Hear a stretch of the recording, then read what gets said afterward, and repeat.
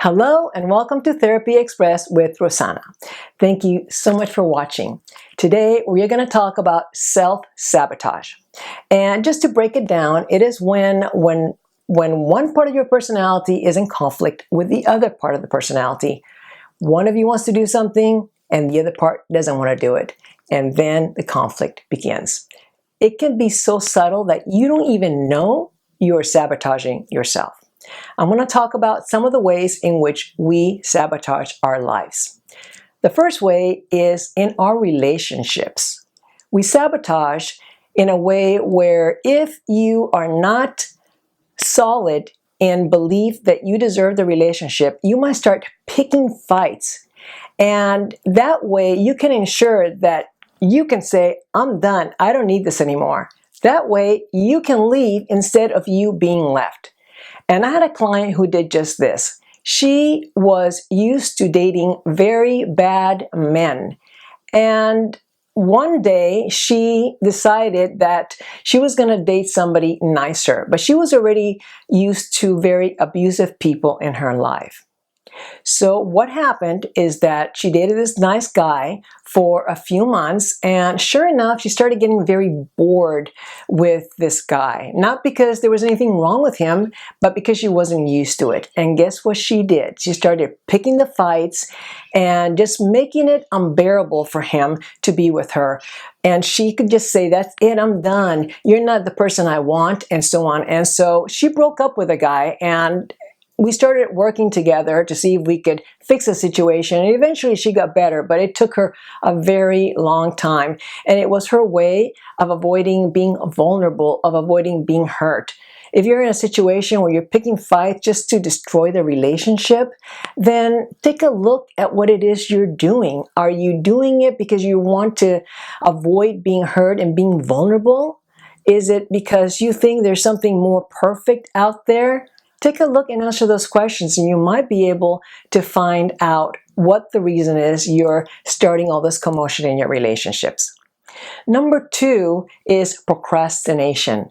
And procrastination happens to a lot of people, and it is a way of self-sabotaging. I will give an example of another lady that I treated. She wanted to go to school. Part one of the personality wanted to go to school. She wanted to change her career. But the other part was scared, though she didn't know it. So she would come up with excuses. Oh yeah, I'm too busy. I'm working too long. I have the kids to take care of. I've got this and that, blah, blah, blah. It was always one excuse after the other. So even though she said that she wanted to sign up for school, she kept putting it off.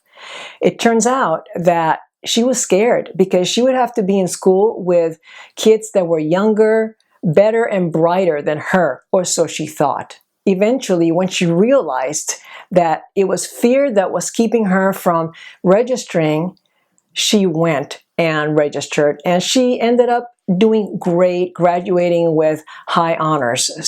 But it took her to actually look at what she was putting off. Why was she doing that? Another example would be if you're an artist, and let's suppose that you are dabbling in arts and you do these two amazing paintings, and someone sees them and says, oh my God, you're amazing. I want to put these in my gallery. You need to sign this contract. Now you find yourself not signing the contract. It's just sitting on your desk and you're looking at it and like, I don't know. What you're really scared of is that, ooh, maybe I'm going to have to produce another painting and another painting, the same caliber as the first two. What if I can't do that? So these things are keeping you from actually moving forward in your life. So take a look at what is the outcome you're avoiding, because there is something you're avoiding. Take a look at it, you'll be able to figure it out, and then you can work with it. The next one is distraction. And this happens a lot in offices, even working at home. I work at home and the distractions are numerous. Imagine now you're at work, people are coming to your office, there's the water cooler talk, you're getting texts, you're looking at things in the computer that have nothing to do with your work, and it is a way of sabotaging the stuff that you do need to do, the report that needs to be turned in at 5 o'clock.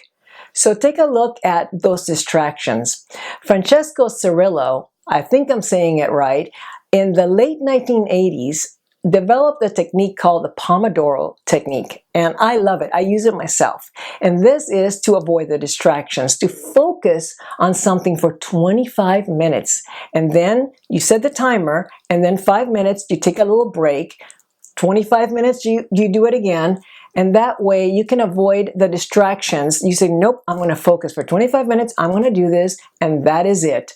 So try that. I use it, and it really does work. The Pomodoro technique, you can look it up, Francesco Cirillo. Okay? The next one is the long-term planning. And this happens to people who just plan and plan and plan, yet they get nothing done because they spend all their time doing the preliminary work. I had a guy like this. He had to write papers for school, but he would spend all his time gathering his books, getting his coffee, his snack, setting all the papers, his pens, his pencils, everything. And he would never get to what he had to do.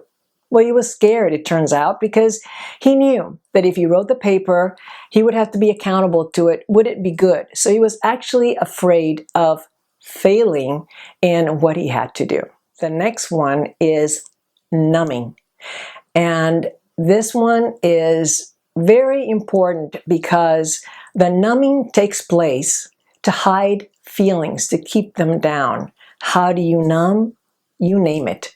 There is alcohol, drugs, sex, food, shopping, porn, too much exercise, too much of anything. And when you start to feel the feeling come up, guess what you do? Oh, let me go to the refrigerator and get a snack. Oh, let me go on Amazon. I think I want to buy some stuff. It's all a way to avoid feeling the feeling. But guess what? The feelings are not the enemy. The feelings are there because you need to feel them to release them. It is how you view the feelings that's the problem. And if you keep the feelings down, they're always just going to be lying in wait until the next trigger that could be just around the bend. So what do? You let the feelings come up. Don't go to the refrigerator. Don't go to the computer. Don't do anything to distract yourself. Feel it. And whatever you're going to feel is not going to be more than 20 minutes. If you're going to get this grief that comes over you, you can handle 20 minutes. Look at it. Shine a light on that feeling. And then let it go.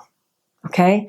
And if it comes back again, because it could be several steps, the feeling may come up again, look at it again, do the same thing, and then just let it go. Eventually, it will be all gone, and you don't have to worry about, oh my God, what's the next trigger?